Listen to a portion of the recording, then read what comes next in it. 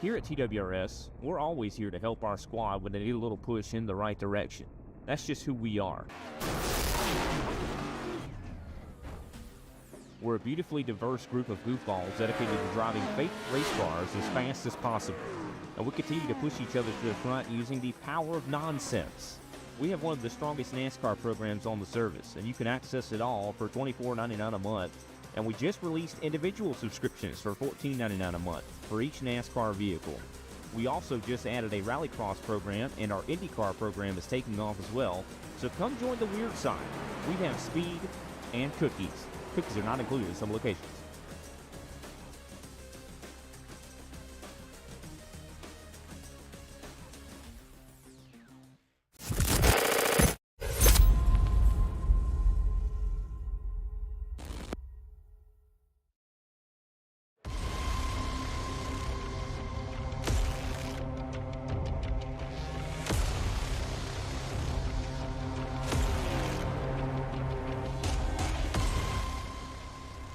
Finally get set to pick up the speeds. There's been a lot of tricky circuits. A lot of them have required a lot of strategy. They've been driver's tracks. Today, it is all about teamwork, how well you can play the draft, and can you handle yourself under pressure. Good afternoon, one and all, and welcome to Green Flag TV. My name is Ola Rampel, bringing you all of racing action from round number 10 of the American Sim Racing League NextGen Cup Series on Sunday nights. It is going to be a fun afternoon of racing in store for us here this afternoon, as you've got yourself 10 plus cars, over 15 ready to do battle here from Hampton, Georgia. Atlanta Motor Speedway, since its reconfiguration, has seen many thrilling moments, and in ASRL it is looking to be absolutely no different. It has been dubbed the Atlanta Super Speedway, because the racing here comparable to that of Daytona and Talladega, which means 250 miles around here is going to be a true test of nerve and steel. Brody Gunter leads the points entering today, and this has been unchanged from the drop of the green flag at the start of the season. He is now over 100 points clear of Joshua Hickey. It has been the year of Gunter. Nothing has been able to stop him from taking home trophy after trophy after trophy. He has taken the last 5 wins in a row, back to back to back to back to back, and at wildly different racetracks. He won at the Brickyard. He won at the road course of the Circuit of the Americas. He won at the flat track, the Milwaukee Mile. He won at the Concrete Beast of Nashville Super Speedway and at the short tracks of Bristol Motor Speedway.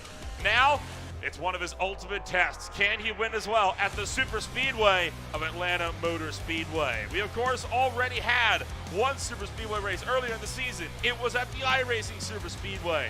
Back there, Brody Gunter, only good enough for 9th. He finished 1 lap down. Will it be a similar story today, or can he rise to the occasion and take a record-setting 6th race win on the season? He is currently tied with Hunter Engrove as being the winningest driver in the ASRL on Sunday nights. That is looking like it could change this afternoon. Qualifying is currently underway from Atlanta. 16 cars all getting set to thunder around the Atlanta Motor Speedway. Paul Ellison, one of the last contenders, looking to put down a qualifying effort here as he works his way to turn numbers 3 and 4. Currently sits 10th out of 14 cars that have put down times on the timing sheets. With the 31.47, he's got to be at a 31.39 for pole. Crosses the start-finish line, and it is only going to be good enough for 7th with the 31.45. Want to point out, 2nd place all the way through 10th in qualifying, separated by less than half a tenth of a second. Now, some quick explanations, because the start of this race is going to look a little bit unusual. It's not going to be your traditional start the grid and file off a pit road. No siree. This one going to be, it's going to go down a little bit differently, as you're going to have yourselves with quite a few drivers kind of out of sync right now. And the reason for that, some slight complications in making this session. So right now, it's set to invert the field. Obviously, we're not inverting this field. So they're going to manually line up everybody in the correct grid spots on where they're supposed to be, and they'll go from there. So 15 seconds left in qualifying. and 160 laps about to kick off from Hampton, Georgia at the Atlanta Motor Speedway. This race is going to be nothing short of non-stop entertainment, and now it is time to take you through your starting grid and tell you how everything is going to line on up when we go racing at the new Atlanta Super Speedway. Started on pole position this afternoon, it'll be Alex Howland with his number 2 Ford Mustang at the head of the field. Super Quick Revival Racing's Kyle Zittel will start down in the number 2 spot on the front row with his number 53 Chevy Camaro. Travis Fleming making his first start of the season. He'll be in the number 26 spot in his, the number 3 spot with his 26 Ford Mustang alongside Joshua Higgy, defending champion. The 099 machine starting in 4th. Jan Van Leer for Insert Coin Racing starts his race from the number 5 spot alongside Jarrow Williams for Black Ice. Meanwhile, Paul Ellison will be starting his race in the number 7 spot for his number 55 Ford Mustang. Brody Gunter's 01 Mustang starting down in 8th. Not a good qualifying effort from the 5-time back-to-back winner.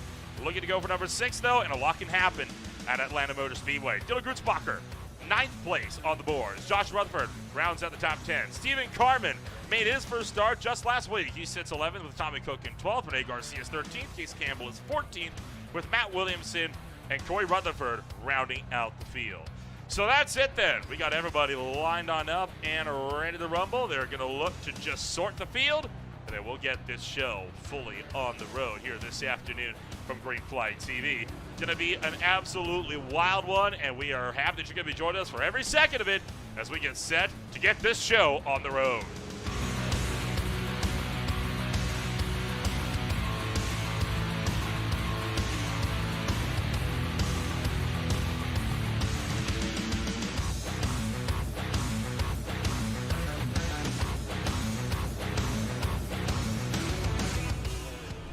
So you see the field gradually sorting themselves out as they come off of turn number 2. The lights aboard the iRacing safety car have been illuminated, showing once again that we are going to be getting ourselves in for some time here before we get this race fully under green flag conditions, as drivers like Kyle Zittel going to be working their way up to the front of this field.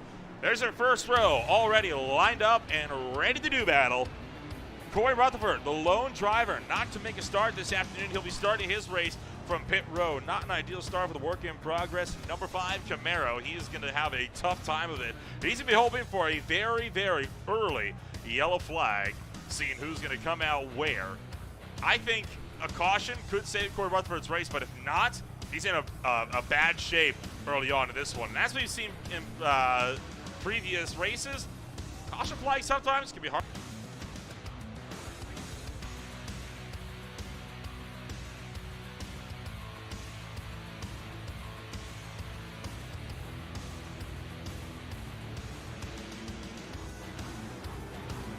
So the field continuing to get itself up and sorted in the midst of this field on what should be a very strong run for these guys.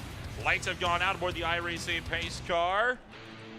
And who knows what this race will have in store for us. The only thing we can know about what's going to happen here is by taking to that green flag. And, well, the iRacing pace car lights have gone out. So it looks like we are going to be all set and ready to do battle this afternoon. Really, really excited to see what's going to be in store for this field here. You know for a fact that every driver is going to be pushing it to the max, trying to see who can go the distance. Will this be a caution fest? Will we get some green flag runs? We had a few cautions last week at Bristol. Corey Rutherford starts his race from pit road. Everyone else take it around the top side. Turn numbers 3 and 4. We're happy once again that you're joining us on a Sunday night as the iRacing safety car pulls into pit road. From Hampton, Georgia, Alex Howland, the control car, into the Geico restart zone. It's go, go, go from Atlanta!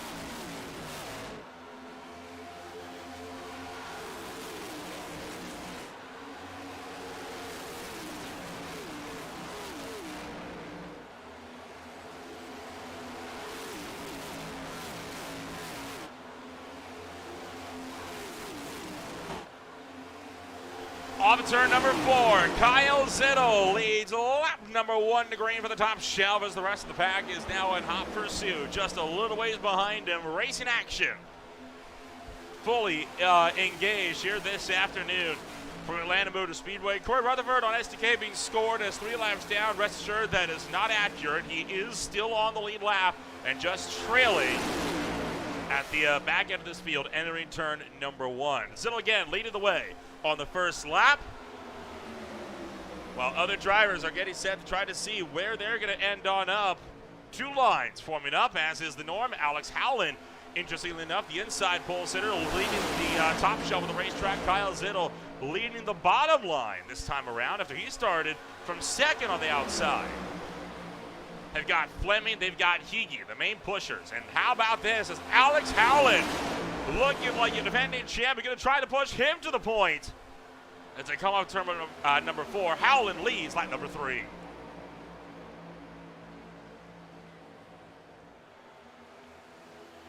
Still a lot of slicing and dicing, a lot of drivers looking for that 2-wide action. Doubt we're going to be getting much of the 3-wide and the 4-wide that we can see at tracks like Daytona, at tracks like Talladega. It just doesn't happen at this place just because there's not exactly a lot of room for it. You got to be very, very careful with what you opt to go when it comes to 3-wide moves here. We're not going to see a lot of that, I think. Oh boy, Rene Garcia catching the outside wall there as they came down out through the quad oval and made the mad scramble down to turn number 1. He's going to hang on to it, but showing already some of the hazardous nature of this racetrack. Top 2 on a 2-car breakaway, tandeming up the road as they try to pull out clear for Kyle Zittel. Zittel's not having it as he tries to get back to the inside. Just forces the issue on Joshua Higgy. So Kyle Zittel gets his nose in on the bottom. Alex Howland leading the way from the top. Joshua Higgy trying to decide where he wants to go to take this, and he's going to be forced to pick the outside as Zittel still gunning it on the inside lane with some good momentum as they come down the backstretch.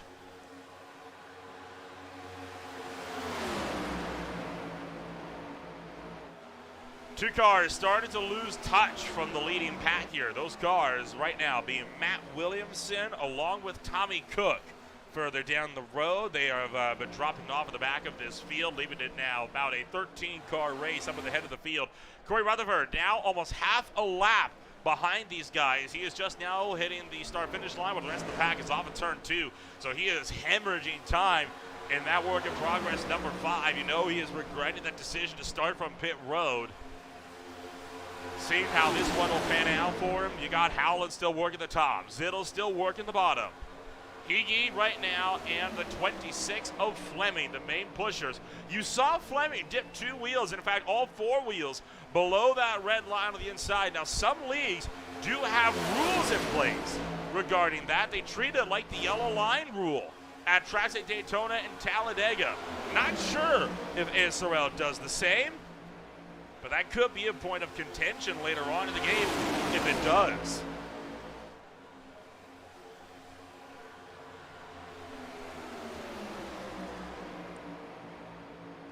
Still no progress for Zittel as he tries to pull clear. Howland so far leading the majority of the laps in this race, but I think Zittel might finally be able to get clear, but he's not going to make that jump down to the inside line, or up to the outside line, sorry.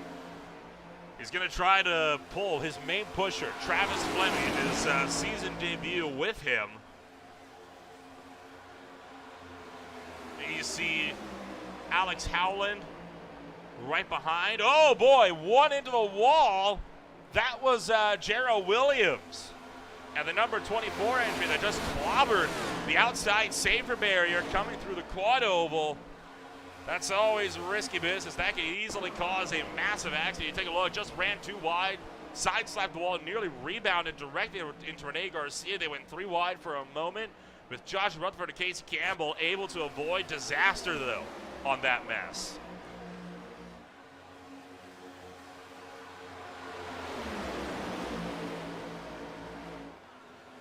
That is causing a little bit more of a divide in this field, though, as now Joshua Rutherford and obviously Williams started to drop back. Williams, no doubt, nursing some pretty hefty damage from that hit into the outside wall. Top two on a breakaway as well as Zittel and Fleming pulling clear from Van Leer and Ellison, now the main pushers of this two-wide pack. And the Grutzbacher trying to see what he can do as he looks to get himself rolling as well in the midst of this field. Grutzbacher, of course, a driver that made a halfway decent performance in his debut just a week ago. Oh, look out, Howland! Sideways, and they're going to save it in the middle of turns 3 and 4. Wild moment there. Travis Fleming jumps under the apron there, 3 wide for the race lead on the mad scramble down to turn 1. Oh, kick it off on lap 13 at Atlanta Motor Speedway. Van Leer in the middle, Zittel up top, Fleming down low. Right now, Jan Van Leer with no help. Paul Ellison helping out. Kyle Zittel. Van Leer backs out. Grutzbacher pushing Fleming down on the low side of the racetrack. That was an aggressive move there for Travis Fleming to make the move for the race lead, and you saw him take it fully down into turn numbers 3 and 4. Take a look again as they just got all stacked up on the outside. Howland did a great job of keeping that car underneath him. And then look at Fleming here, taking a lot of liberties with that apron there to get himself back up and rolling. Let's ride on board here with Howland. This is what he saw entering turn 4. Stacking up and some cat-like reflexes, keeping that car underneath him.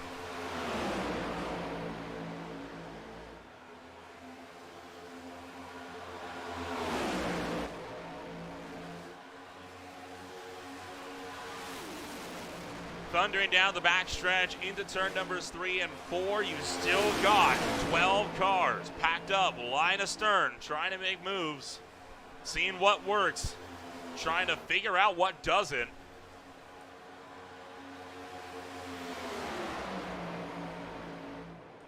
A secondary pack forming back here. This is Tommy Cook leading the way. Matt Williamson and Jarrell Williams picking it up as well. So they got a 3-car pack that's helping them kind of stifle the bleeding here. But just like Corey Rutherford, who is still without help and without draft, they need a caution if they want to really get back up into contention. Pit road's going to be interesting. In the real world, NASCAR has the commitment line on the entry to turn 3. A lot of leagues take the same approach just because of how dangerous it is inherently pitting off of turn 4 when you're packed up, going at, dang near 200 miles an hour. And you just slam on the brakes in a thick field of cars like this with no time for anybody to get around you. How about Rene Garcia? He's fought his way to the front, and he wants to try to make a run for the lead.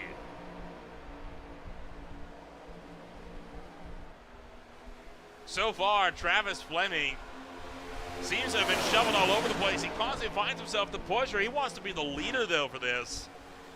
He's probably wondering, what the heck's happening? I keep pushing different cars. They keep getting cycled out. How come I'm never being cycled to the front? 12 cars, 6 on each lane. Inside, taking more and more out of that apron as they try to make some lunges.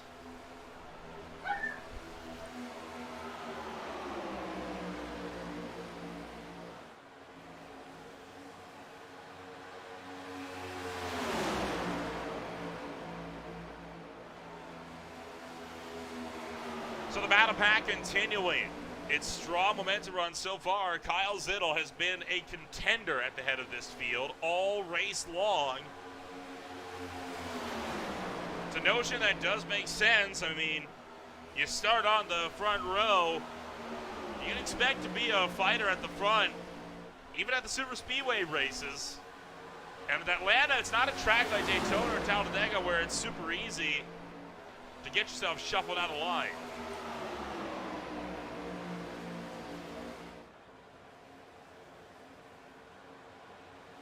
So Kyle Zittel will continue his march at the head of this field. Rene Garcia still holding the inside line. There you see Corey Rutherford. Rutherford holding down to the inside, letting the pack through, and oh boy, We got issues going on here as Rene Garcia coming to pit road. Garcia way low on the racetrack. He's going to back out of line. He's not going to come to pit road, but he's going to drop all the way to the tail end, and that has just caused a massive shakeup through this field. What has happened on the back straightaway? Try to get a look. There's Rutherford down low. Oh, boy! A bad bump mid-corner from Fleming to Garcia, putting him out of line. Credit to Fleming, he did try to lift to let Garcia back up, but it's too late by that point. And this has caused another big field separation here. Rene Garcia, Joshua Higgy, and Stephen Carmen. They had initially lost about half a second to the pack, but as they get single filed out, they're able to claw their way back to the point. Casey Campbell right now, the lone car, side by side in this field. Zittel still leading the way, 24 laps deep, still caution free. No problems yet for this field, but we've had some close ones. A couple of cars slapping the outside wall in particular in the midst of the quad oval on the front straightaway. A close shave with Howland getting a little bit crossed up in turn 3, and now that.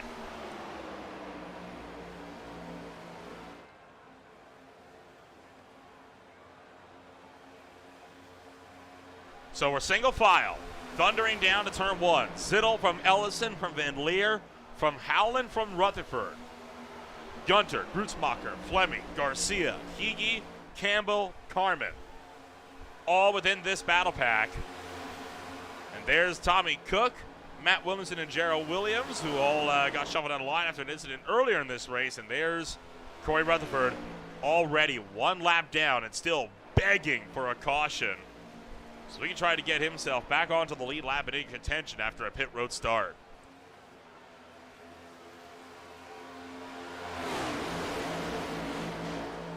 So now we've reached single file, and I think this is where we can expect for much of this race to stay for the next little while until we see cars start to come down the pit road. And that should serve to break up this field by a pretty decent margin, but one yellow will put us side by side, and we'll be right back in the fray. Pleased to see the numbers improving over the last couple weeks. More and more drivers are starting to make appearances. Oh boy, Joshua Rutherford with a pretty bit of a scare. He's having some problems right now with that number 64 Camaro.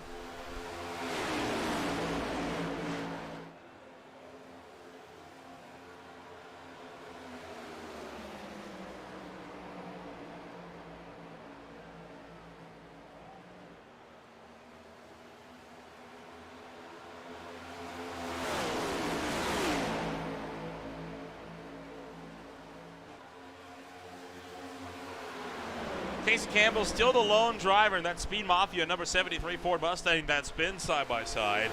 And he is looking like he is starting to slip further down through this field. I wonder if he's trying to get to the back of the field to set himself up for a safer pit entry as opposed to pitting in through the rest of this field, because this is a pretty voluntary loss of positions that he's been going for. Oh boy. I thought he was going to let Carmen through, but then he tucked right in behind Higa and nearly ran him over. But yeah, looking like Casey Campbell just trying to run his race. He's trying to get himself set up for the strategy game here this afternoon. Working lap 30 now of 160.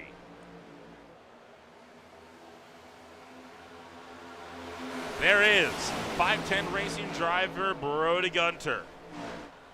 The Exalta Ford Mustang. A man that has been unbeatable all year long. And I keep singing his praises, and I will continue to do so until he gives me a reason to stop. Well, the field just gave me reason to, because they're headed to the pit road. An aggressive pit entry there for Zittel, Ellison, and Moore as they all come screaming into pit lane. Van Leer is in, Fleming's in, Garcia, Williams, Ellison, and more, about half the leading pack into pit road for their first stop of the night at about lap 31. That was a dicey entry, and Alex Howland and Joshua Hickey going to quickly cut in as well. There is Tommy Cook in hot, and he's into the grass. That will for sure be a penalty on Tommy Cook for missing pit entry. As they're going to make their way into pit road, Jarrell Williams, I don't think he slowed it down in time because he is sitting in pit road for a long while. That's a penalty for Williams, which will put him on par with Corey Rutherford. Still waiting on the top 5 to hit pit road. Looking like Grutzmacher is in all by himself. And behind, there's Stephen Carmen in.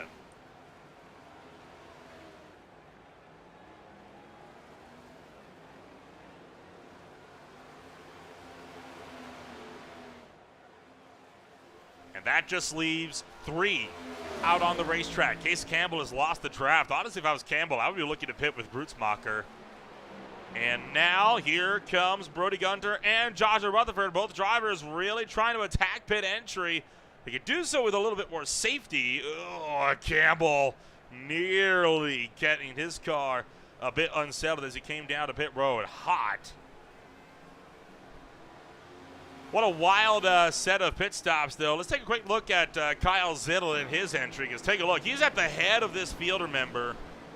And that pack did a phenomenal job of getting down to the lane without being run over. Oh, there was Williams. You saw him get his penalty right there. So fuel only is the call for most of this field. Joshua Hickey, though, took 4 tires on his car. Stephen Carmen took 2.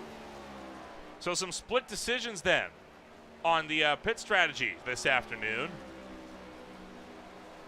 Brody Gunter, fresh out of pit road. And he'll have Joshua Rutherford in tow. Rutherford will be able to pick up the tail of the field here on this one. He'll drop to the tail end. Kyle Zittel with all that draft, trying to see if he can't close in Brody Gunter. Brody Gunter got out in front by a huge margin. He was in the pits for about a second or 2 less than the rest of the field just by being able to attack pit entry a bit more safely. But now he's out front with no help either, and you can tell that is hurting him big time because here comes the pack.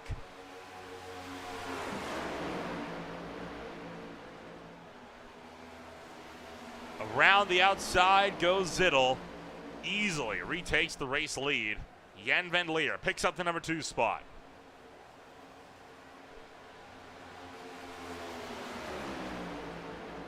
"11 cars stand on the lead lap as Dylan Grutzmacher, Jarrell Williams, Tommy Cook, Alex Howland, all getting speeding penalties on pit entry there.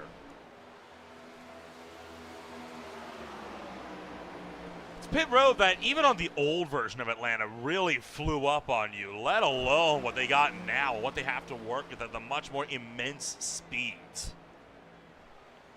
It's no surprise that we had some penalties. Frankly, I'm shocked we didn't get more.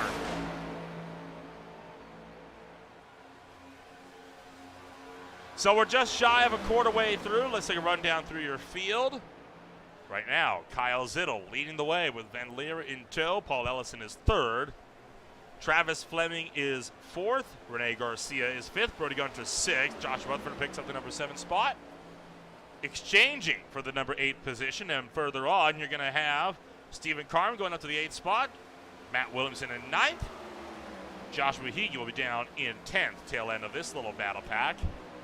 Case Campbell sits back in 11th in the midst of a group of cars that are all lapped down. He is the last car on the lead lap. Dylan Grutzmacher up the road to the 388. He is currently first car 1 lap down and in the lucky dog spot. Jarrell Williams is in 13th. Tommy Cook 14th behind. Alex Howland is 15th, and he is right in front of Corey Rutherford, back of the pack. So far, no cautions. All 16 cars still in the running.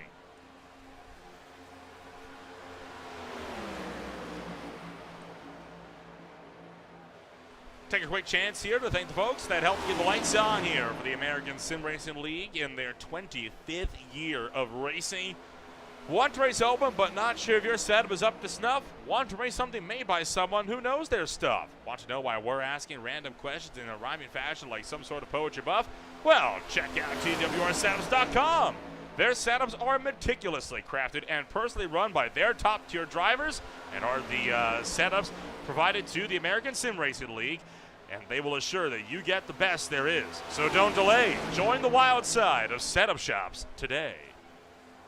Zittle's starting to pull a little bit of a gap here. If I'm Zittle, I'm a little bit worried about this because it almost looks to me like Van Leer and Ellison are trying to back up a run here to try to overtake Zittle and blow by him for the race lead.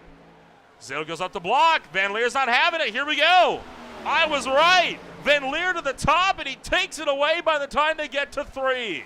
That was well executed there from Jan Van Leer. Take a ride on board. This was some pretty ingenious driving from Van Leer to make this pass. Just went up, immediately pulled the side draft to suck him back in a second. Said, see you later.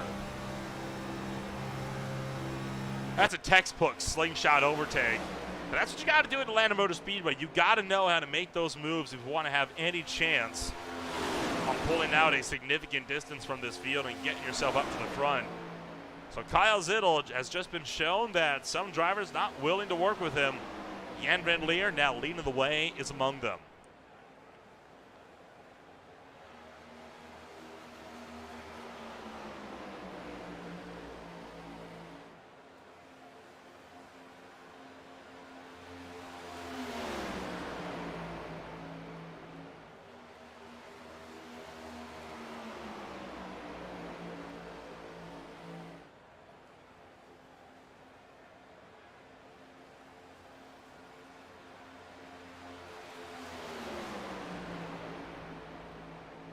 It's all down to the strategy game now. Not a lot of teammates are linked up as it stands. Sure, you got about half the field packed up in this little leading group here. But quite a few of these teams have been scattered all throughout the field. You can tell that's starting to have a little bit of an impact on how these other drivers here are navigating their races. Quite a few of them are just out here trying to survive. The only ones really racing for anything is, well, the top 7 or so. Everyone else is just playing for whatever's left at this point. And they're taking it easy because they're gambling that there's going to be a caution that they could try to use to get themselves back onto the lead lap.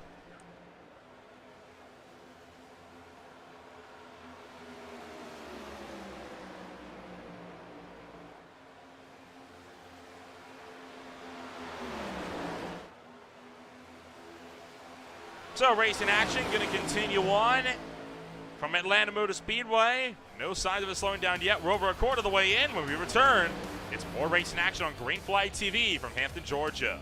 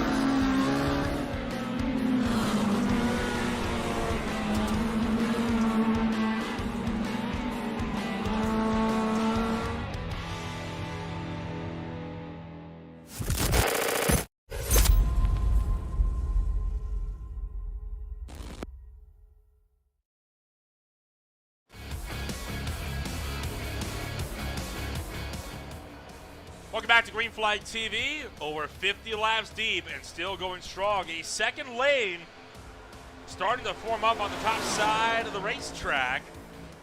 So Travis Fleming looking to put the feelers out. Rene Garcia going up there as well. You've seen a few drivers, in fact, trying to make some moves over the last little while.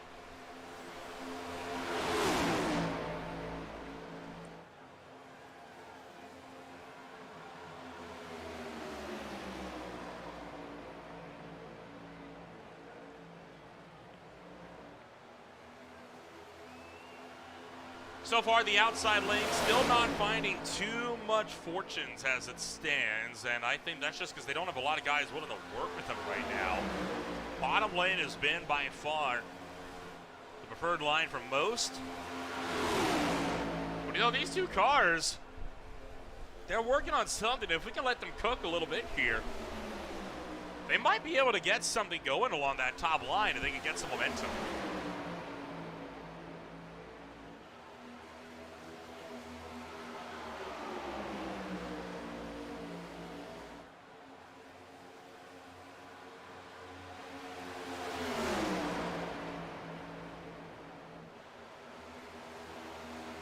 Fleming up to the top shelf.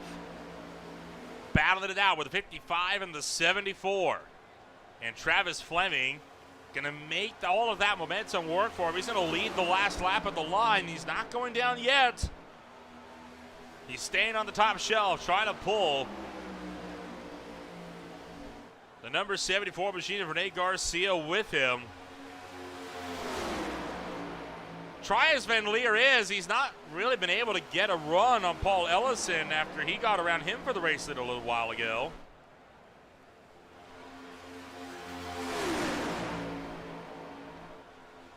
So right now, it is still very much a battle of who can carry a lot of that line momentum.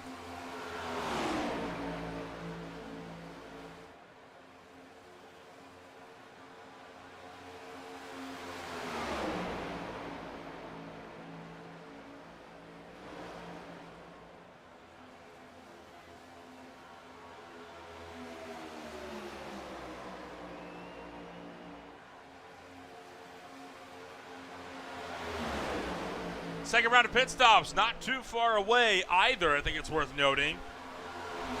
First run came up from about lap 31 to 33 thereabouts. We're now approaching lap 60.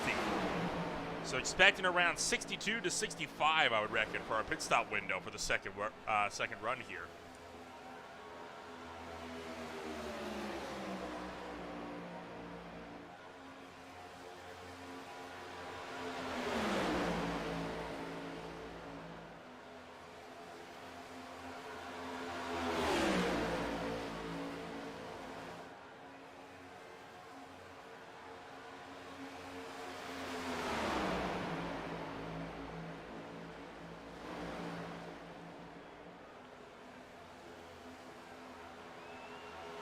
Garcia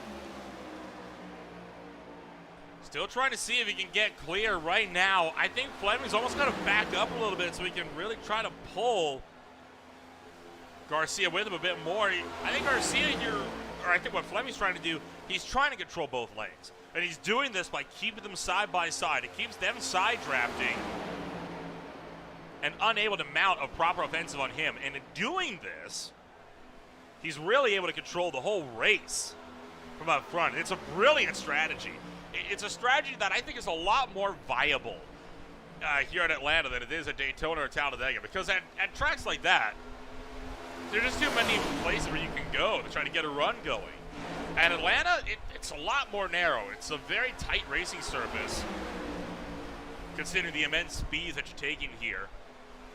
You might think, oh, it's 3 lanes wide. It's Daytona. Trust me, you get into a race car and run around here at 170, 180, 190 plus miles an hour. It doesn't feel like you have all that much room. Especially when you're wheeling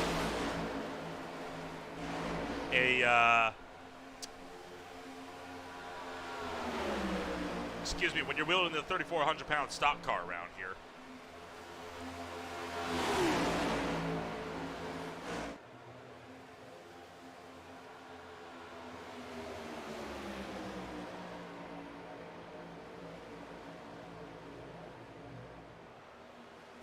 I think finally Fleming has decided to pick a lane as Garcia was dropping back so much that it wasn't viable for him to keep Garcia up on the top shelf. And Garcia might very well be looking to set himself up for pit stops. And that would make sense to me, seeing as how Jarrett Williams and Alex Howland just made pit entries. And in fact, here they come.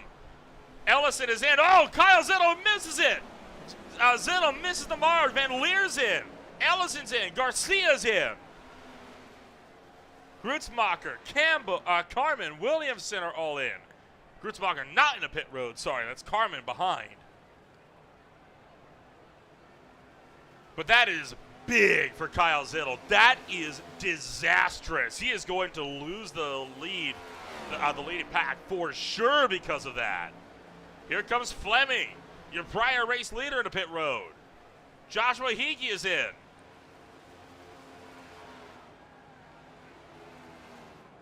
Zittel making a second stab at it as he'll come down to pit road.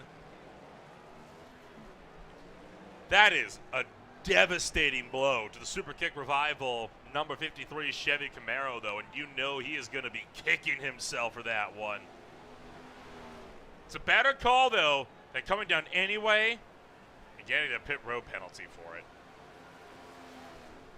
But, man, he's not going to be happy with himself over that. I can promise you that much. There's Kyle Zittel after his mistake. And you can tell he knew right away he was not going to make that. There was just too many cars on his inside for him to be able to safely turn in. So he comes back out onto the racetrack. Casey Campbell is in pit road right now.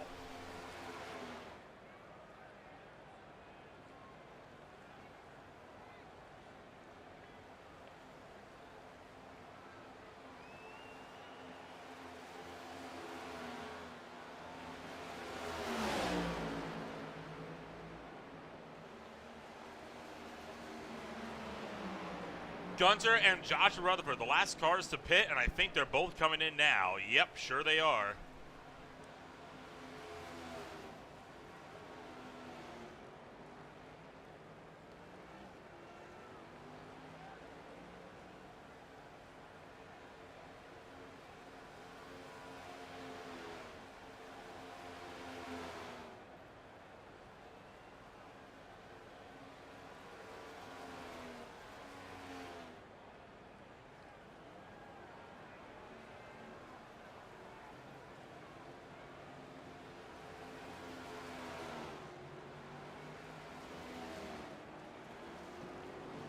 And he will quickly make his way off of pit road. So Brody Gunter is now off and away once again. Joshua Rutherford standing in just behind.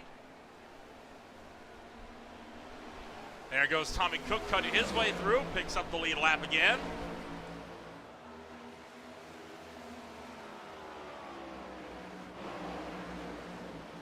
And there's the pass for second. Joshua Higgy driving around Casey Campbell with Rene Garcia. Sorry, driving around Joshua Rutherford.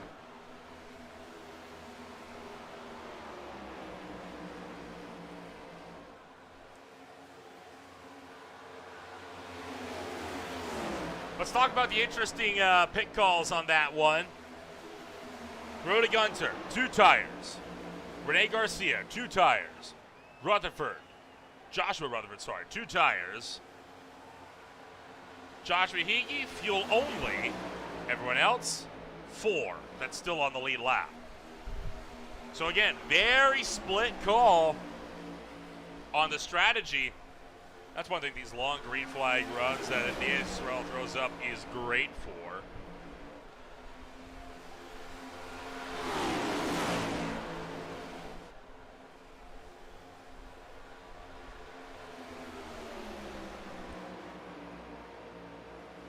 Only 10 laps away from the halfway mark, too, and we have still not seen the yellow flag fly once so far today.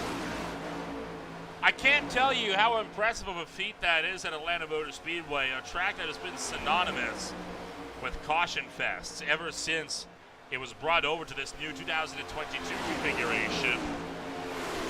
Uh-oh. Kiki for a moment having a huge blink out. That no doubt scaring the rest of the pack behind.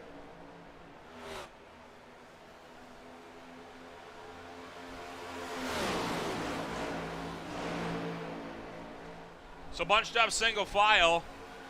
And this pack trying to reform. You got Jan Van Leer closing from behind with help from Paul Ellison, Travis Fleming, and Steven Carmen. No, that one is Grutzmacher in the background. Man, Carmen and Grutzmacher's cars, they look pretty darn similar. I mean, there's Carmen's car, there's Grutzmacher. There's not a lot of difference at a blink of an eye. But so far, Rene Garcia doing a great job on trying to push Joshua Higgy clear with this one. And remember, stage points awarded at the halfway mark as well, even though there's no race break. And that could have a pretty big impact on how this race goes as well.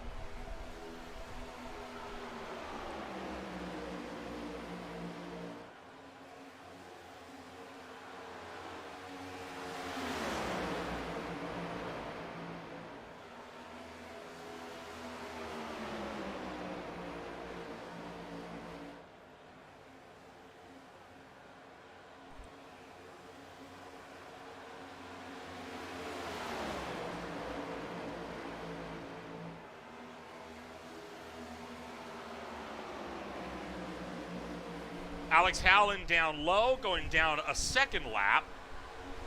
So at this point, you've got pretty much everybody, I think, in this field, save for these two, packed up. Well, okay, we got 4. So we got about 14, 12 cars here packed up in one giant pack. It's got a real mixture of where the lead lap cars are. In comparison to the cars that are laps down, you can see drivers like Casey Campbell in the mix trying to sort out the mess.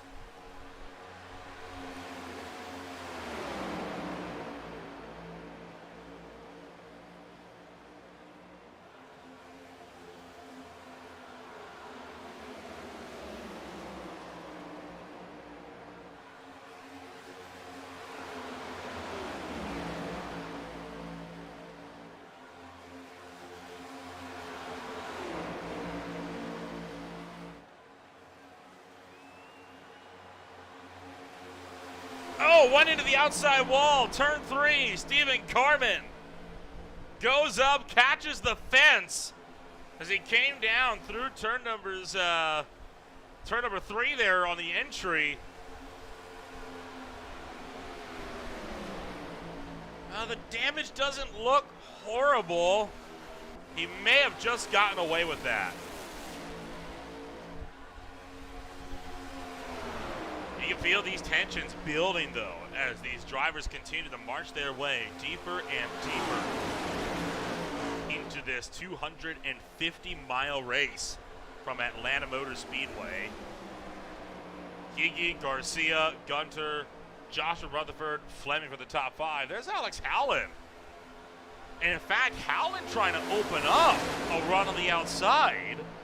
Now, he is 2 laps down, remember. But he's also taking Travis Fleming with him. I think he's trying to take one of his laps back here and then hope a caution comes out quickly so he can only be 1 lap down and not 2.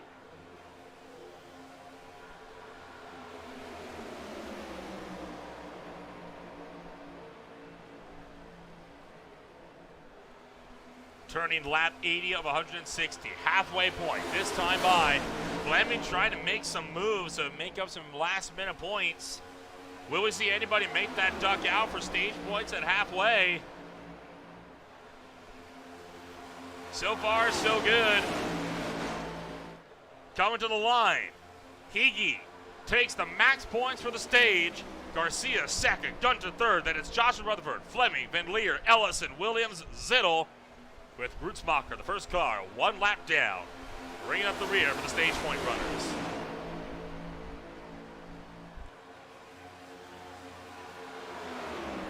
So halfway home, still a long way to go. We'll be back with more soon from Atlanta.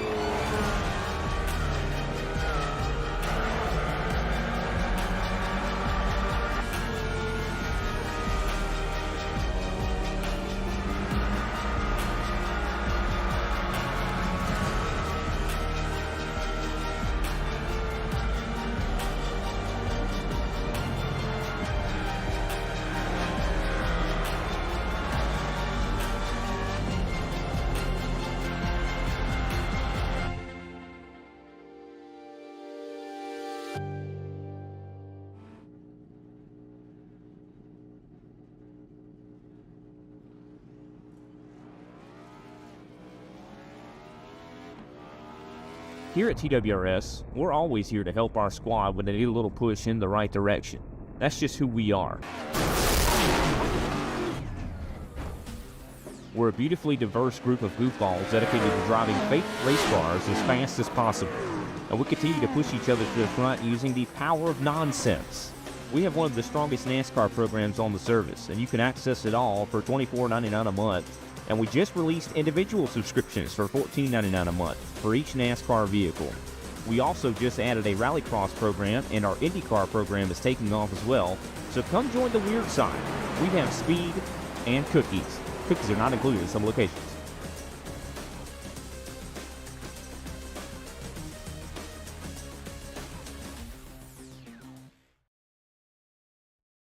Racing isn't easy, but experiencing it is.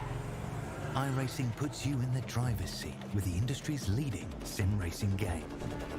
Drive on laser scan replicas of the greatest racing circuits from around the world. Go head-to-head against other drivers chosen by skill-based matchmaking to ensure competitive racing at every level. Compete across all your favorite series. In officially licensed cars, engineered to deliver the most accurate driving experience possible.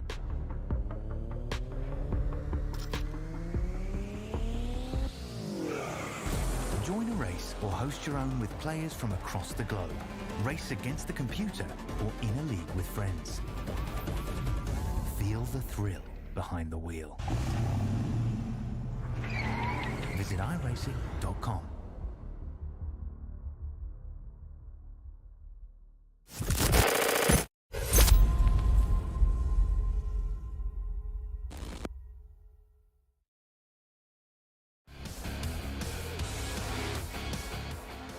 Welcome back to Green Flag TV. We are into the second half of round number 10 of the ASRL NextGen Cup Series from Atlanta Motor Speedway.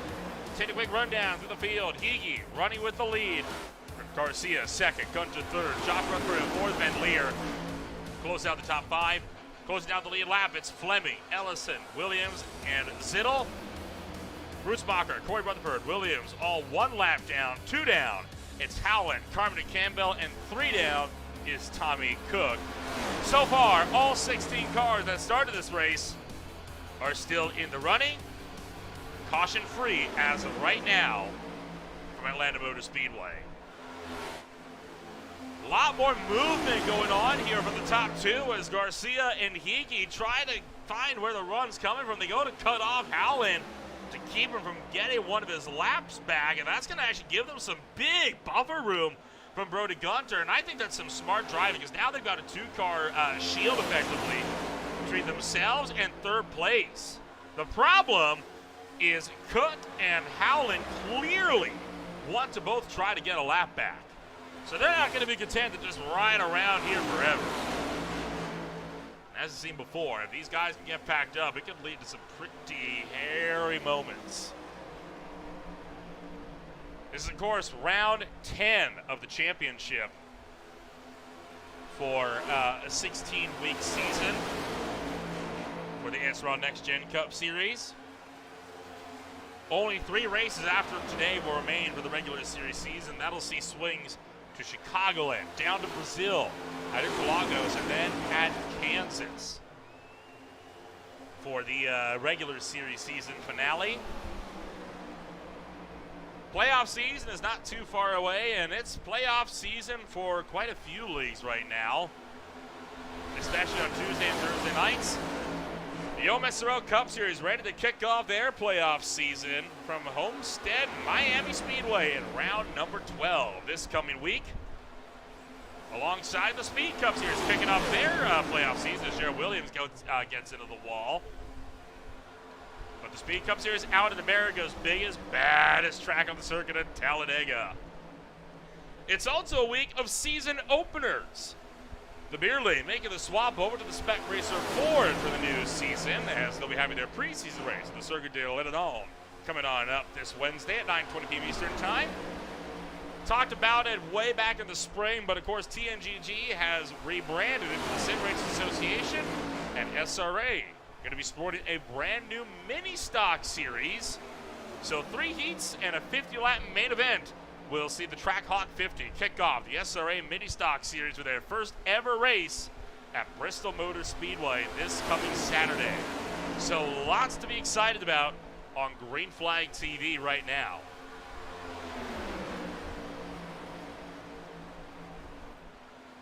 Iggy continuing to hold the outside. Garcia just a little ways behind. Matt Williamson and Kyle Zittel further down the field. They're having a pretty decent run of things themselves. Oh boy. Corey Rutherford with a wild pit entry from the sounds of it. Take a look here on what happened. All by himself. Whoa, kicks the tail end. Too hot, too hot. That's a speedy penalty. At the very least, if not also an unsafe pit entry. Here comes the pack. Oh, Garcia steps the tail end out. Can he slow it down in time? Just gets it down to the mark. Wild entry for Zittel as he just barely keeps it out of Joshua Hickey right in front of him. Boy, these drivers absolutely attacking pit entry this time around. I think getting a little bit braver. There you see Garcia. Oh boy, just struggling to lock it down. Great car control to keep that thing underneath him.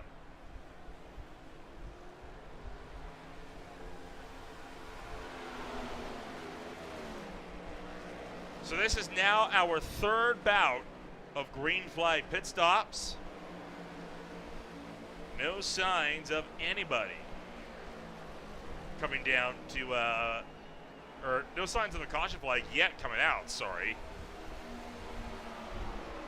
Brody Gunter, Josh Rutherford, Travis Fleming, as always, 3 of the last cars that we are waiting on to come down pit road.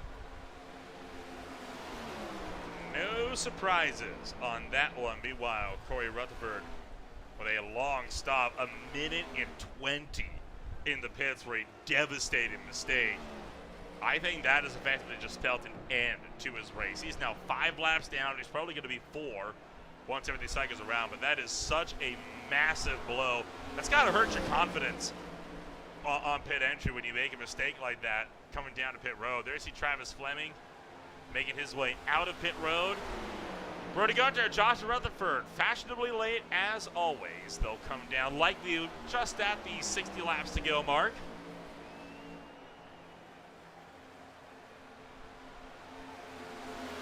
There's see Tommy Cook jumping down to the inside as he gets ready to pit.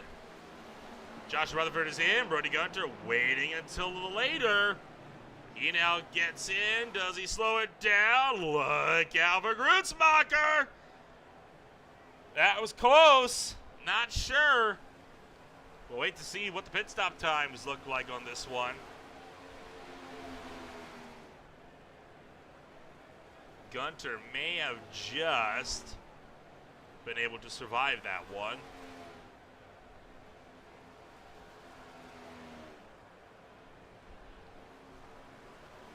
Left sides only for Brody Gunter on that pit stop as he makes his way out of pit road.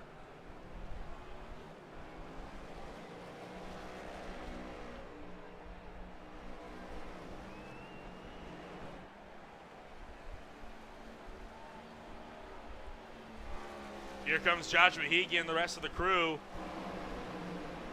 Absolutely blazing off final corner. They get around Joshua Rutherford. Next target, Brody Gunter, way up the road. Should be able to make quick work of the 01 Exalted Mustang here for 510 Racing. No contest, Gunter's not going to fight it. And Joshua Hege back to the point.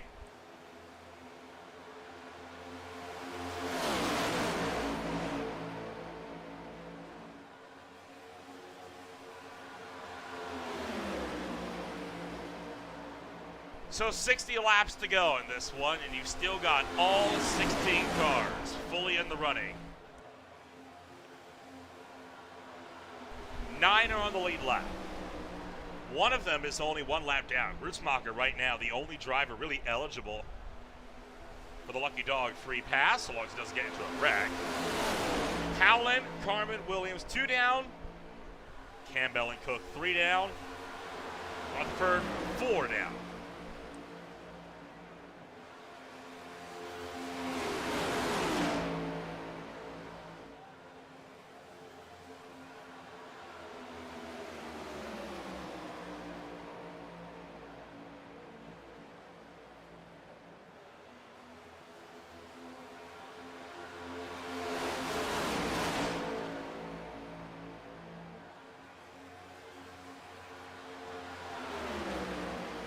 It's around this time that I think you really have to start worrying about the fatigue that can really start to settle in when you're in these really long marathon races like this.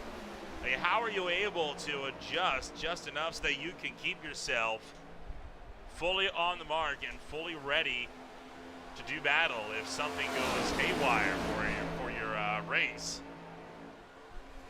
For now, everybody's been running single file without many problems, nothing really to complain about throughout this pack, but there is still plenty that can happen to upset the status quo that we've been seeing so far, which has been caution-free races. A driver I'm continuing to keep my eye on is Brody Gunter, as he looks to chase after Engrov's record. I believe he has matched the record for all-time wins now in this championship. It was a pretty wild ride that Engrov had last season. He took himself 5 wins total. 6 if you count the recruitment race that this championship had. Right now, Brody Gunter also at 6, so about to make himself the winningest driver. A few tracks he hasn't won on. He lost at the R10 Super Speedway, finished 1 lap down. Southern National Motorsports Park, he actually crashed out of that race right at the hitch. Was part of a double flip early on, only 11 laps into the 100-lap main event at Southern National Motorsports Park.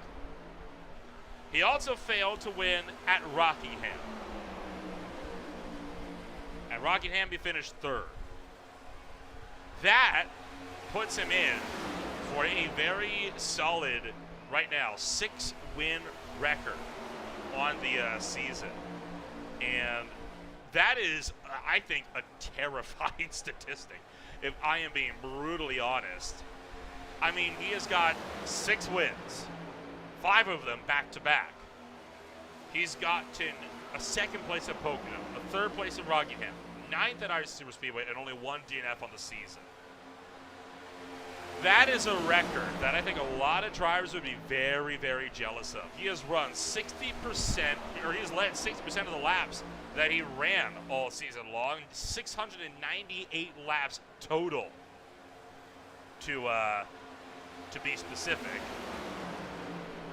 Right now, he is averaging a position of 4th throughout the entire season. And I promise you, he is only averaging that low because of that one DNF at SNMP. Otherwise, it would be much higher than that. It would easily be into the 3s, for sure. He has taken the pole in half the races that he's run. He has won 60% of the races that he's run this season. It is unbelievable, the speed and the momentum that this man has had all season long. No one is going to be able to stop him from getting the championship. I mean, we've got the points resets for the playoffs, right? We got the top 10 drivers for the shootout. I don't think anyone's going to be able to stop him. I think he's going to see that as a cakewalk. He's got nothing to be worried about. Joshua Higgy, no doubt, is sweating bullets. Now, Higgy, a bit of a unique case on this one. Higgy right now, winless in this championship. Okay, it has not been the best of runs for Joshua Higgy. And I think he's aware that it has not really been a championship season for him. He's got 3 wins in his ASRL career, but all of them have come from season number 1. Not a single one from this season. His highest finish this season, 3 second-place finishes at COTA, at SNMP, and at Bristol. He's been great at the road courses, and he's been great at the short tracks. He hasn't been too close to the front, though, outside of that. He's got a 4th-place finish at Twin River Motegi. 3 top 5s at Pocono, Rockham, Indianapolis. But you look at how far off of the leader he actually was in those races, and it paints a different story. He's been consistent, and that's what won the championship last season, was his absolute consistency throughout the season, and of course the fact that Jen Van Leer, he got in trouble for intent wrecking Hunter Engram in the second to last race.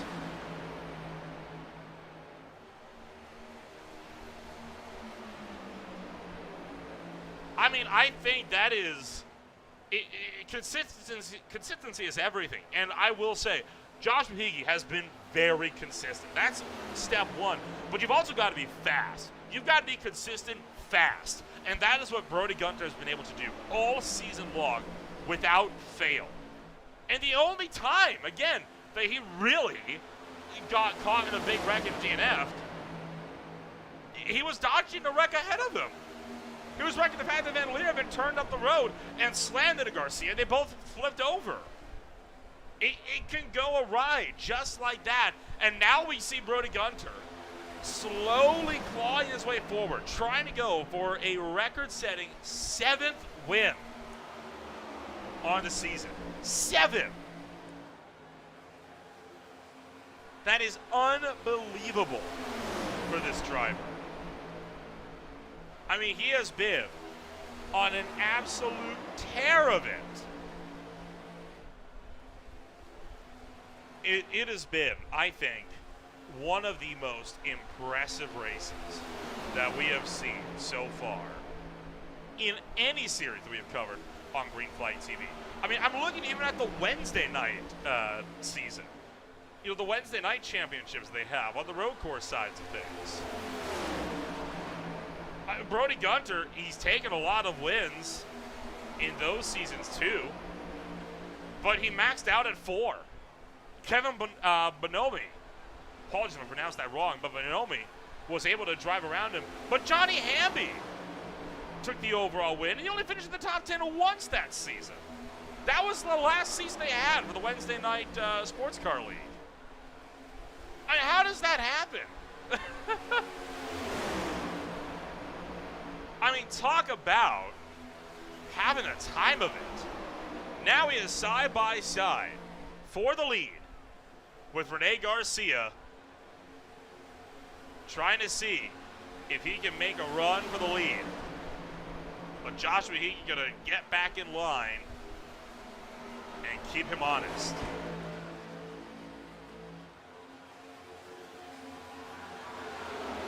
Next run of pit stops, less than 10 laps away. Jared Williams gets up almost. He does catch the outside wall again. So Williams finds the outside wall. Everyone else still on a big charge down the main straightaway into turn 1.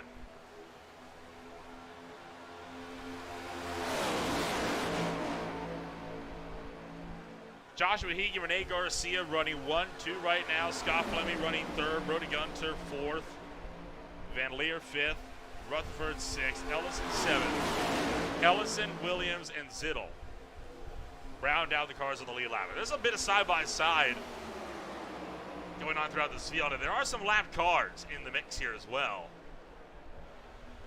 Casey Campbell and Dylan Grutzmacher both a lap down in the middle of this. It's not helping their cases too much, but still doing a good job of things.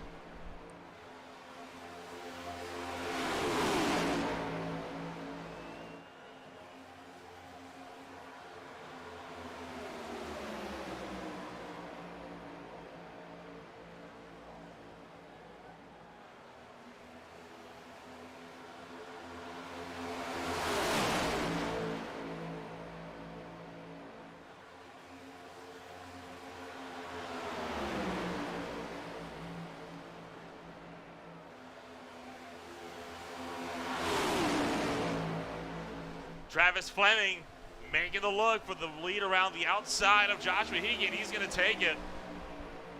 Fleming back to the point. Could he try to take away a win in his first ever run for the ASRL NextGen Cup Series?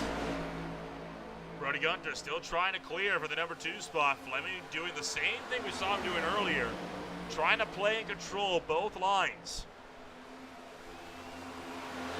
In about 3 laps, you should be able to go the distance if you can save a little bit of fuel. If you want to be safe, you got to stretch it another 5 or so, another 5 to 6.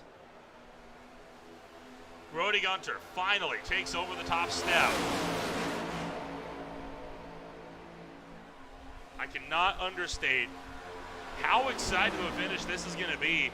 I mean, this pack has been line astern throughout the entire duration of this race. There's a second pack that's formed that I haven't been able to talk about too much.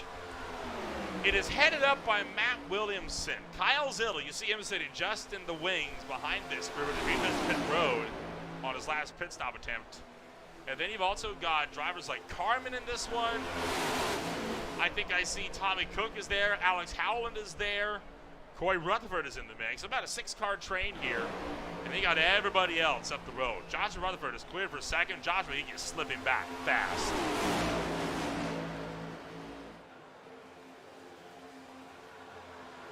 Pit stop window is oh so close, as these drivers try to see if they can go green to checkered at Atlanta, of all places. If they can do it here, I am convinced they can probably go caution-free at Martinsville. And that's not a statement I make lightly. Martinsville, it's usually a big cluster mess. You know the word I want to say, but I'm not going to say it. But it's usually a mess of a race.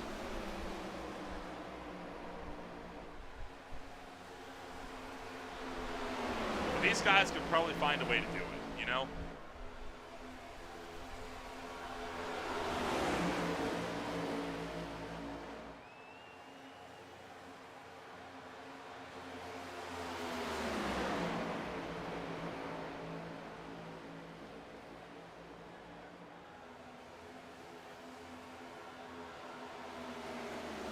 Three laps to go. We're at the window. You pit now, you should be able to go to the end. But that does not guarantee you green, white, checker finishes. Not going to matter for some. Matt Williamson, Kyle Zittel, Tommy Cook, all coming down to pit road with 33 laps on the docket.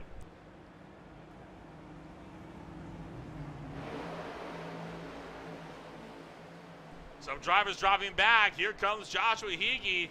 and Rene Garcia both attacking pit road. Jared Williams is in. Casey Campbell is in. They're all going to come back down to pit road for the last stop of the night. Twin drivers on this side of things for a strong run of this series so far for the duo ESGI, the Evidence Signs and Graphics Incorporated cars. Top four not pitting in yet. Here comes he again, Moore, fresh out of the lane. Alex Howlett, Steve Carman is in. Corey Rutherford is in. And now with 31 laps to go, I would expect to see the leaders coming down before too long as well. No, maybe not. Rudy Gunter staying out a little bit more.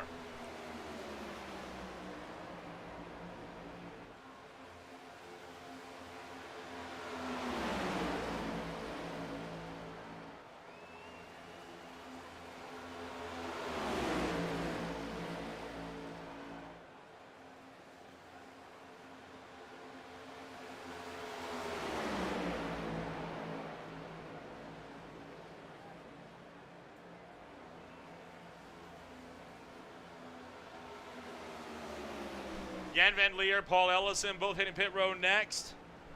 Trouble, Corey Rutherford, sideways out of turn 2. The Mullet Music Productions number 5 Camaro is around. He's going to take the toe, and that'll be game over. No caution. We'll keep it green. A big mistake, though, for Corey Rutherford. That is the nail in the coffin. For the 5's day, it was already 5 laps down. He just lost it on exit. Spun it up onto the track briefly, but got it quickly off of the racing surface. And then pulled even further to the inside. Didn't want to get in anybody's way.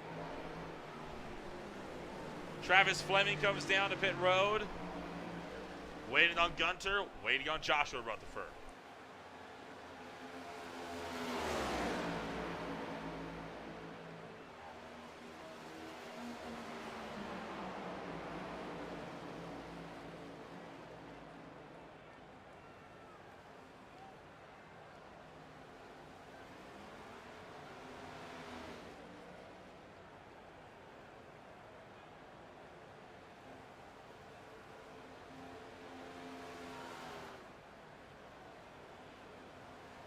Brody Gunter and Josh Rutherford both come down to pit lane on this one.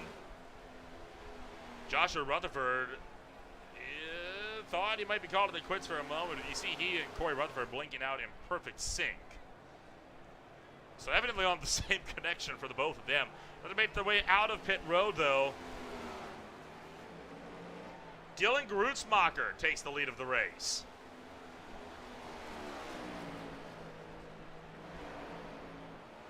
So right now, looking as though Travis Fleming could end up coming out of this one with a pretty hefty chunk of this lead. He's going to get around Gunter. Can he get around Rutherford? Yes, he does. So all of a sudden, it's only a 3-horse race at the front. No one else is even close to these guys. There's Joshua Higgy closing in. Jared Williams is with him, but everyone else over 6 seconds out.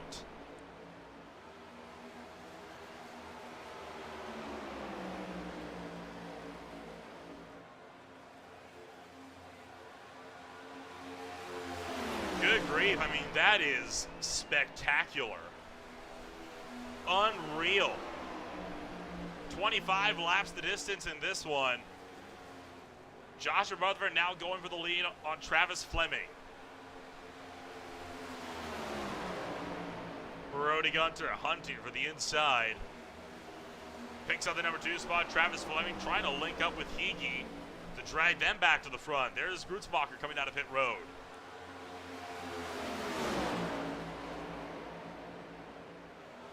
Well, I don't think Higgy wanted to play around with the 26 too much there as he's trying to go for the overtake.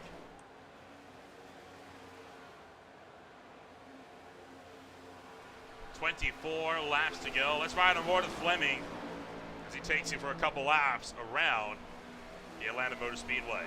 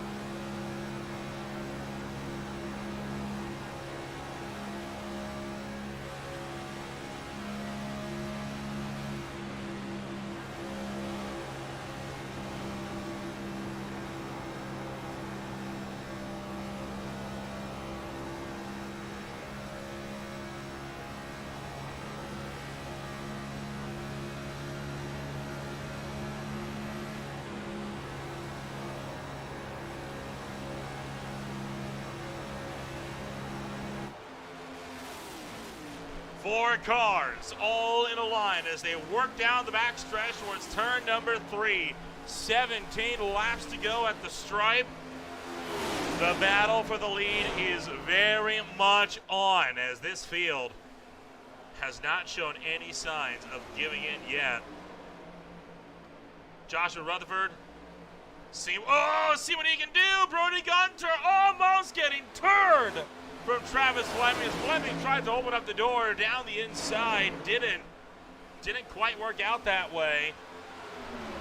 And now Fleming straight to the back bumper of the Exalted Mustang. Really trying to give it the beans.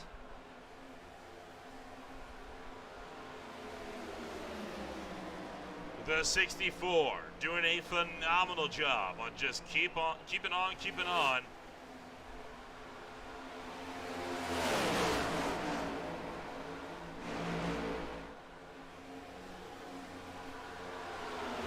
Still seeing if he's got anything for the rest of this pack up the road.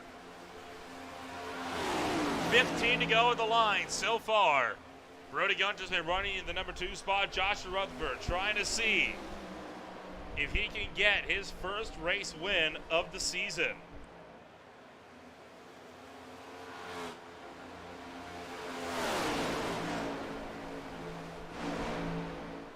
Joshua Rutherford so far has not had the most ideal of seasons.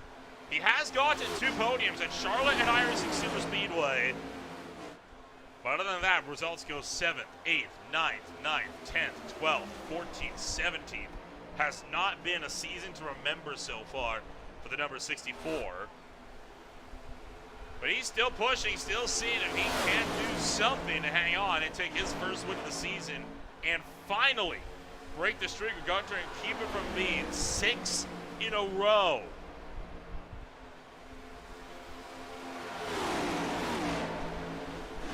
$13 to go. Looking more and more with every passing second like this race will run green to checkered, caution free.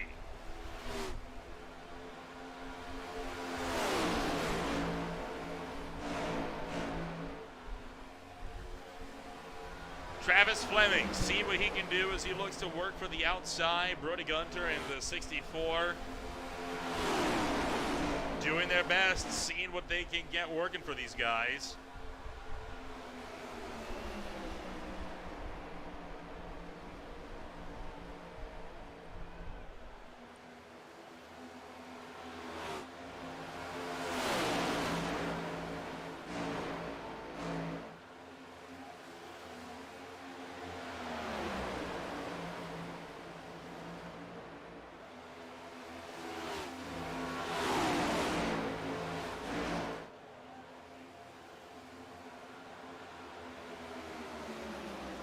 $11 laps the distance.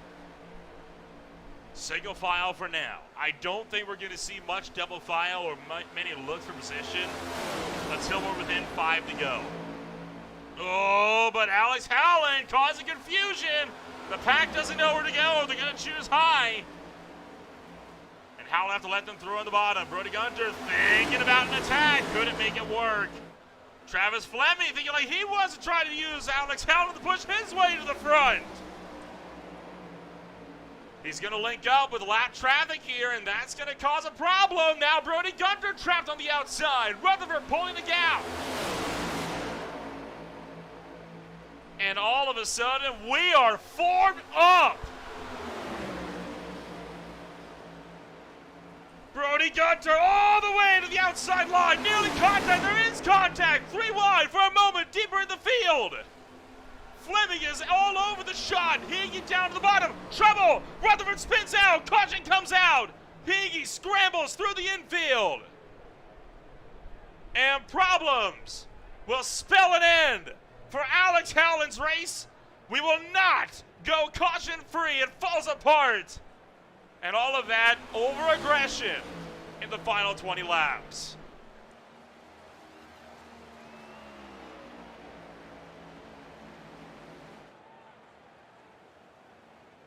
Boy, that got wild there for a moment. Take a look. As they're making this look, we'll try to get a better look at this one here. This is again, that's after they've already made contact, so I'll back it up a little bit. Get a better angle. Oh my goodness, looking like Joshua Higgy may have gotten up on 2 wheels, but just a lot of cases of no one knows where to go. Howland goes straight. Rutherford turns in, spins them sideways. Watch Higgy. Gets up on 2 wheels. Rene Garcia catches a piece, and that is a huge lick into the wall for Carmen and Howland as both cars go spinning out like a top down towards turn number 1.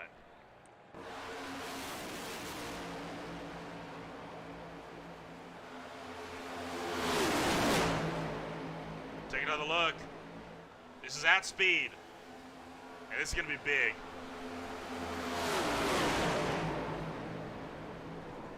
Golly, that is a violent impact into the fence. And I promise you, it doesn't get much bigger than that for Alex Howland. One more and then we'll ride on board. Nowhere at all for Higgy to go. And a hellacious impact into the wall. Right on board with Howland.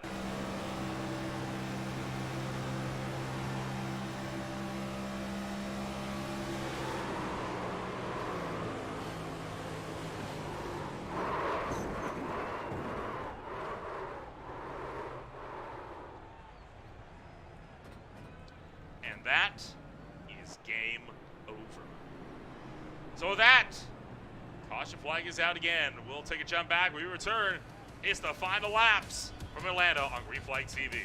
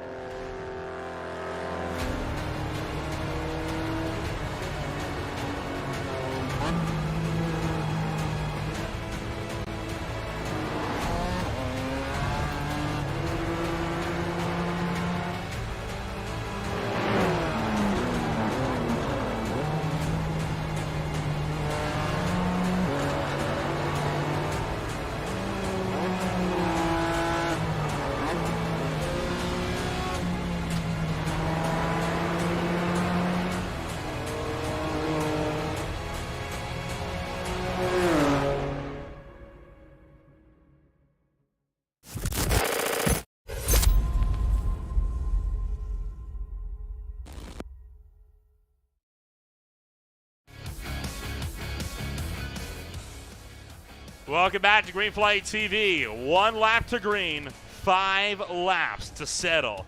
Who will take victory from round number 10 of the ASRL NextGen Cup Series on Sunday nights?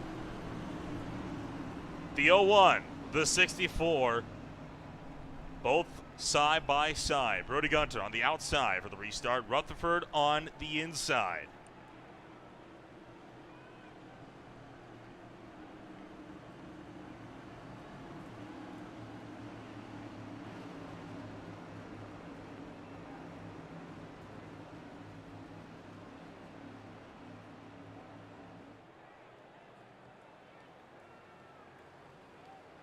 Green flag up in the air. We are racing with 5 laps to go. Brody Gunter immediately hopping away with the lead. Down to turn number 1. Do we make it back to see the checkered flag? Another caution forces this race to overtime. Up to speed as they hit the backstretch. Now into turn 3. Paul Ellison making the look for second. Up to the top side. Van Leer and Zittel going with him. Grootsbacher with a lucky dog. Still with a shot to win this race as well. 4 to go. Here comes Rutherford for the lead. 3 wide now for the race lead. Down to the turn number 1. Gunter sandwiched in the middle. Ellison up top. Rutherford down low. Van Leer bobbles big time. Looking like Brody Gunter's winning streak might come to a close. Look out into the wall. Goes Paul Ellison. Van Leer scrambles to the bottom. Trying to find a way through. Van Leer just escapes disaster. Paul Ellison bounces off the wall. 3 to go at the stripe. Van Leer down to the inside. 3 wide still. Nearly some contact there again. Here comes Kyle Zittel with the run. The outside pulls hitter, seeing what he can do. Does he have an answer? Contact crashing back straight away. Gunter's involved. Gunter's involved. And around goes Fleming. Caution. Overtime at Atlanta. And that, I think, means the winning streak comes to a close. For Brody Gunter, he's got big damage on the front end. He will not be able to go for his 7th win and his 6th back-to-back. But what a dynasty it was for Brody Gunter. Still nigh uncatchable. Take a look. Let's find out what happened as Fleming just drifted up. Drifted up a little bit. Gunter turned him into the wall. Hard contact with Tommy Cook. Hard contact with Matt Williamson. Casey Campbell just got around that.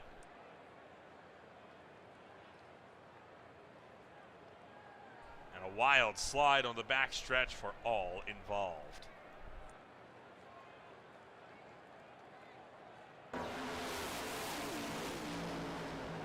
It's just a high-speed slide. It's easy to happen. That's a mistake that can happen to anyone at a track like this.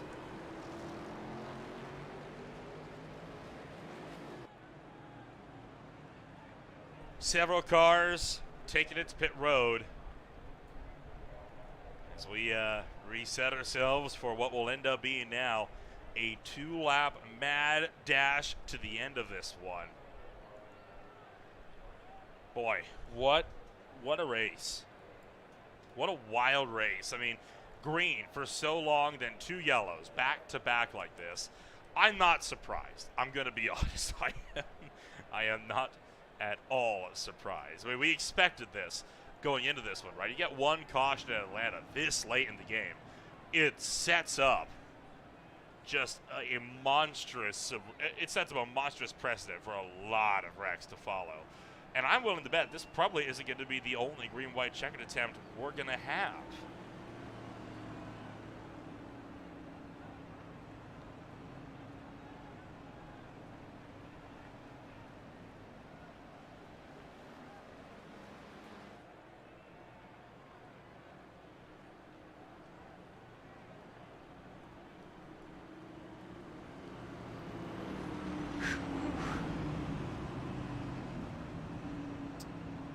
I think that's a wild one, and I think it's worth noting. I was going to say, I think this is not the only time we're going to have an overtime attempt. Well, it is. They only have 1 attempt. So it's got to be now or never. If we get another yellow, this race is ending under caution. So the lights go out. We'll re-rack them. We'll restack them. We'll set them loose. 2 laps. Next flag ends the race, whether it be the white or the yellow. A lot of drivers hoping it's the white. Paul Ellison right now holds the lead. Rene Garcia to his outside. Neither driver with notches in the win column this season. Nor is Kyle Zittel. Matt Schlosser not present. He had to bail out of competition. Tommy Cook with big damage is down the field. James Watson not present. Brody Gunter with damage. So it's down to Ellison and Garcia. See which one of them will take the race win, or will it be someone else? Ellison has finished in 3rd place 3 times this season. He's finished in 2nd once. Garcia has not finished higher than 10th all season long. Right now, looking for a season best for him.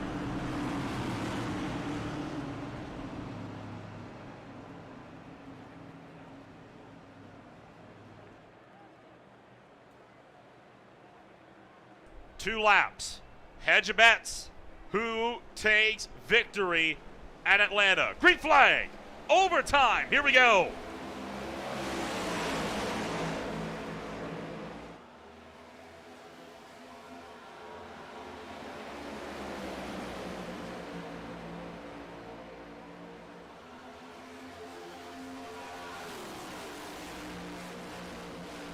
Everybody hugging the inside as we work the backstretch into turn numbers 3 and 4. Kyle Zittel seeing who will come out on top. Does he have a move for this field? White flag, 1 to go. Whatever happens now happens. Paul Ellison still with the lead. Kyle Zittel, he'll have to look for the outside. Does he make the look in 3? Does he go for it in 4? Garcia looking for the inside. Brody Gunter trying to go with him. Garcia up to the top shelf. I think Zittel waited too late. Paul Ellison at the final corner. Ellison walks it off with a win at Atlanta Motor Speedway.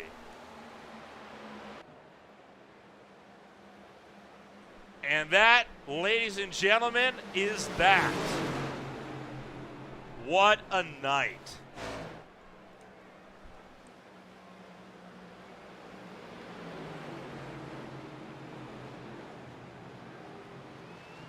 Paul Ellison, no doubt a very happy camper as he is able to take home a very solid finish this afternoon.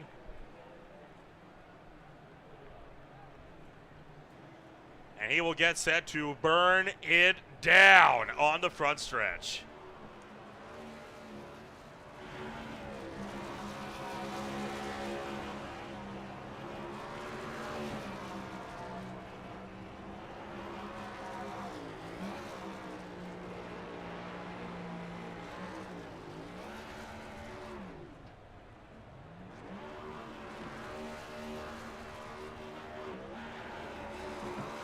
Celebrations continue like there is no tomorrow. No doubt he is a very happy camper with this one. Let's get the chance now to take a rundown through your official post-race results this afternoon from a wild one this afternoon at the Atlanta Motor Speedway. Finishing this race off, it is going to be none other than, well, if we can get the race results up at all. There we are. It'll be Paul Ellison taking the win by 1/10 of a second. Kyle Zittel pushing him to the victory. Brody Gunter picked it up in third. Rene Garcia fourth. Jan Van Leer is fifth. Dylan Grutzmacher in sixth. Matt Williamson seventh. Josh Rutherford in eighth. Travis Fleming in his season debut finishes last car in the lead lap in ninth. Case Campbell was 2 down. 4 down was Tommy Cook and Jared Williams. Corey Rutherford did not finish this race. He was 9 down, along with Josh Fahigi, Stephen Carmen, and Alex Howland.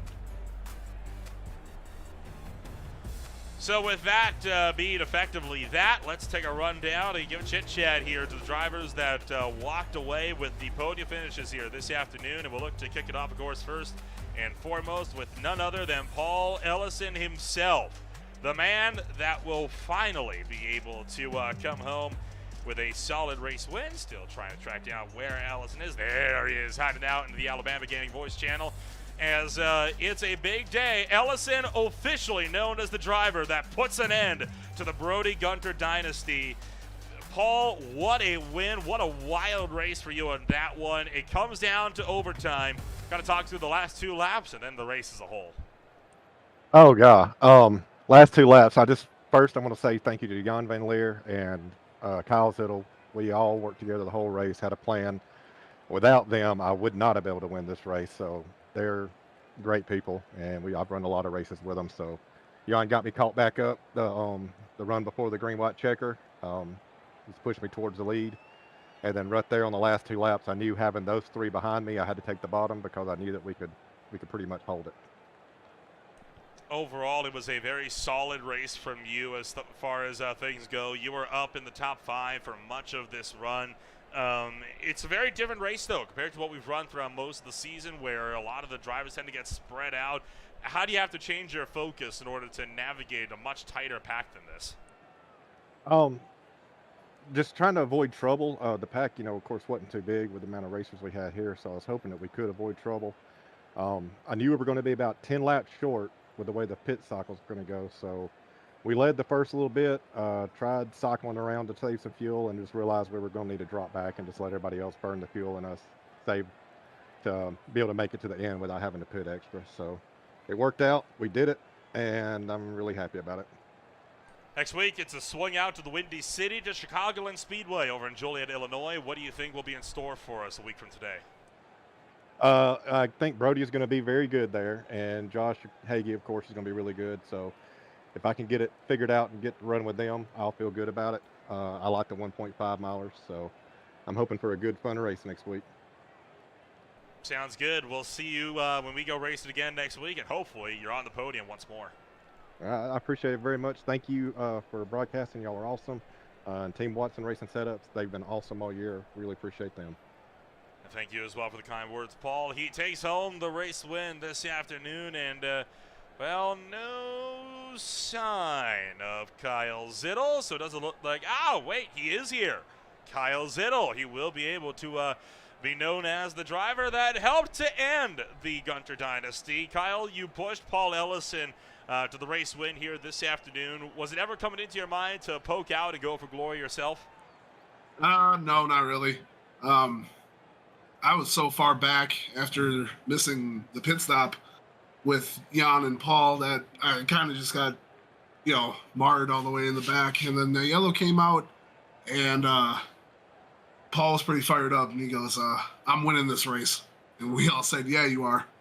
And that was the goal. The goal was going to push him to the victory, and that's exactly what happened. That's a team win right there. It's a bit of a wild one for you. You actually were able to beat a lot of drivers, and I know for you, this is a pretty big finish for you. It's your highest finish so far this season, and it's one of your best qualifying efforts that we've seen for the season for you. What about this track just clicked for you this week? I'm a big super speedway guy. Daytona, Talladega, iRacing Super Speedway. This place, even though it's not really my favorite super speedway, it is still a super speedway. So it helps a lot to drafting and making moves and stuff like that. I've learned how to do that pretty well, and this place just it fits to my driving style.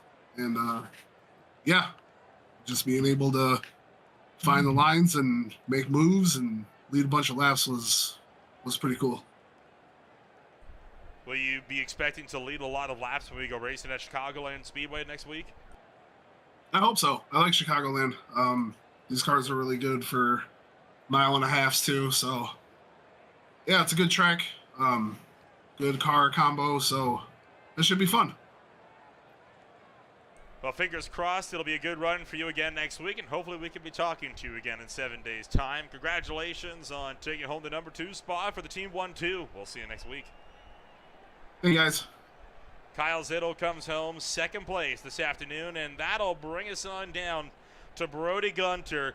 And I imagine for Brody, some frustrations no doubt being felt at having a 6th win being so close. That's 6 in a row, mind you, and 7 overall. It wasn't meant to be today, Brody, but you still take your 9th podium of the season. I think something that is unprecedented across any of the ASRL series that are currently active. Overall, what's the feelings right now in the 510 racing camp? Oh, really good. I mean, I think talk about frustration. I felt like it was a really good race for Super Speedway. Kept my, I guess, head mindset in the right place. Had a really good strategy. I feel like me and Josh had to going as long as we could and kind of jumping the field every time and then letting them by to keep saving fuel. So I feel like it was working out until that caution came out and really messed us up. But after that, I kind of got involved in that wreck and amazingly drove from like 7th to 3rd in that 2-lap shootout. So I'll take the finish, take the day. Felt like it was pretty good. Overall, the race was still, I think, overall a successful one. You're still able to walk away with some very good points. And again, you continue to just tag on to the podium finishes here this afternoon. Overall, walk us through what you think is going to be in store for you over the next of the regular series season, because I think it's safe to say you've got this championship for the regular series season pretty much locked down. I'd say for the regular, probably as long as I can show up to the races and just keep maintain that lead. But after that, when the all resets for the actual playoffs itself, I'm fully expecting there to be catastrophic results because of my luck. So I'm fully preparing myself and expecting that to happen. So hopefully not, but it's usually how things go with me. But I guess we'll look forward to, where do we go next week? Do you know? I don't exactly know, but Well, lucky for you, I know just the thing. It's Chicagoland next week. Okay, well I don't own that track yet, so that's the only NASCAR track I don't own. So yes, so I only buy tracks when the leagues go to them, and I've never had to gone to them yet. So you, the dominant driver of the year, have never raced at Chicagoland on iRacing. No, sir. I only buy tracks when I need them for leagues. So I'll be buying that probably either tonight or sometime this week. I hope you know I'll be breaking out the lie detector next week if I see you dominating the field again. I don't know about that, but I can show you the proof, and I can show you a picture of it in the store that I don't own it yet. Well, wish you the best of luck then regardless next week. And for now, enjoy the 9th podium of the season. Unbelievable. All right, thank you. Brody Gunter takes home his, again, 9th podium of the season, this time finishing it up in 3rd. And, well, with that is about all the time we're going to have for one afternoon. But, my goodness, that was a wild one, and it doesn't get much crazier of a finish than that in Atlanta.